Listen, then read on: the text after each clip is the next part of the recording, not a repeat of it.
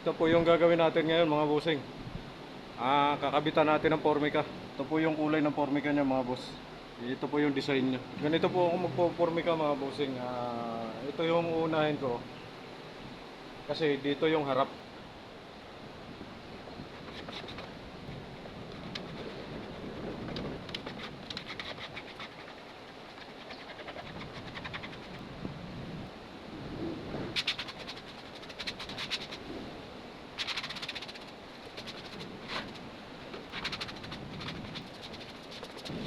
Natin itong rugby.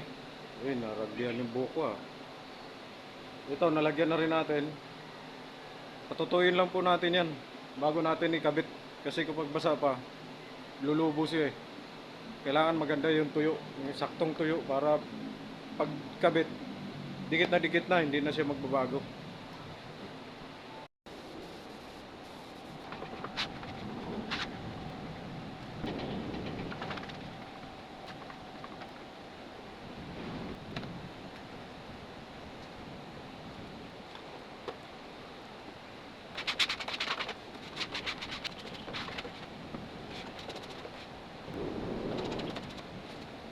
Kabit na po natin mga busing yung para dito. Maganda na ho yung pagkakatuyo niya.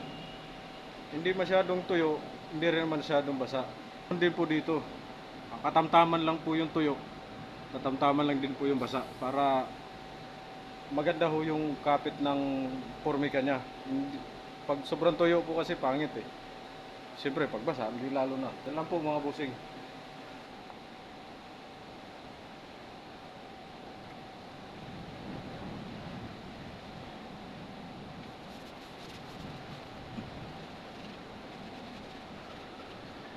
Yung mapapanood nyo po dito mga busing, para lang po to sa mga kunti lang yung alam, mga katulad ko. Kunti lang alam, pero binabahagi ko po sa iba.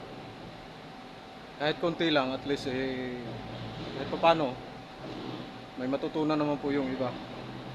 Ganyan lang po pagkakabit ng formika.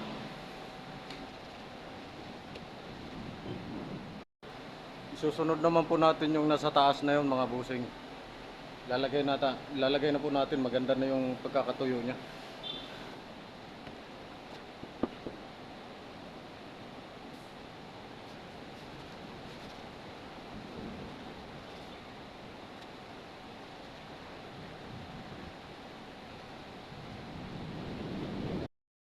Ititrim na po natin mga boss. Mamaya ipapaliwanag ko po sa inyo kung bakit ito yung nauna, yun yung kasunod, pangatlo, pangapat, panglima, panganim. Ipaunawa ko po sa inyo kung bakit ganon. Explain pala. Explain pala.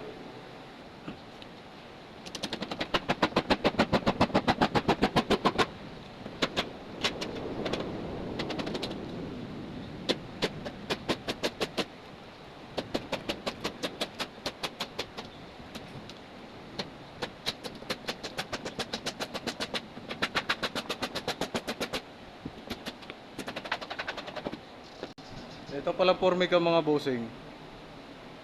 Sa harap lang. Ito yung harap niya. Yung pinakalikod kasi counter to eh. Yung harap na, yun naman yung pinakalikod. Parang pinabaliktad lang.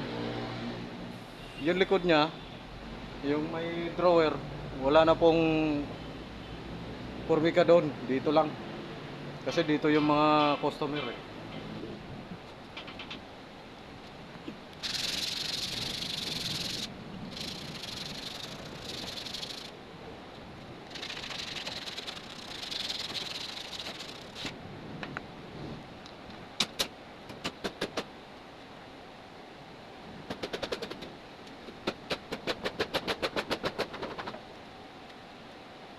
Pag nagpo-formika po ako mga bossing, palagi po ako may pasobra.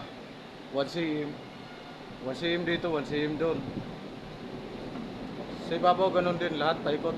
Para hindi kayo masyadong, pag nagkamali, hindi masyadong malalaglag. Yung iba nga mas malaki pa eh.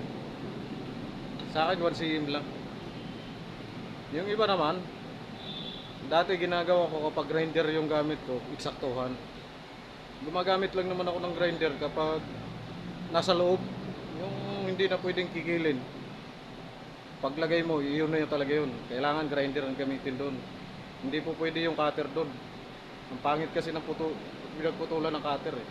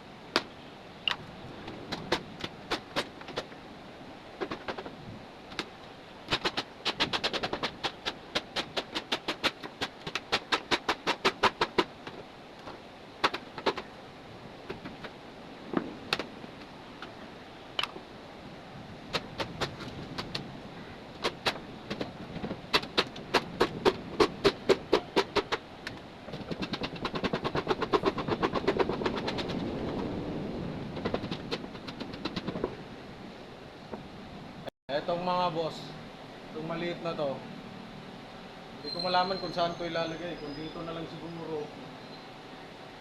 Diyan. Kasi hindi na po siya pwede dito lumigo eh. Wala po kaming aging. Ayan, hindi po siya pang aging, nababali po siya pagpaliko na. Wala po kaming aging dito.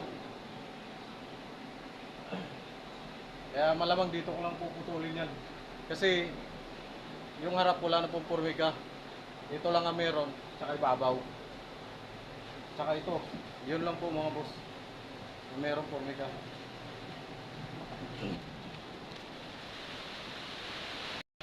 Ipahuli na natin dito mga boss.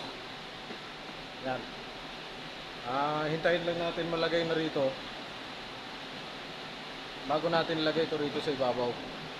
Papaliwanag ko sa inyo kung bakit. Baka mamaya bukas namin matapos to. Okay.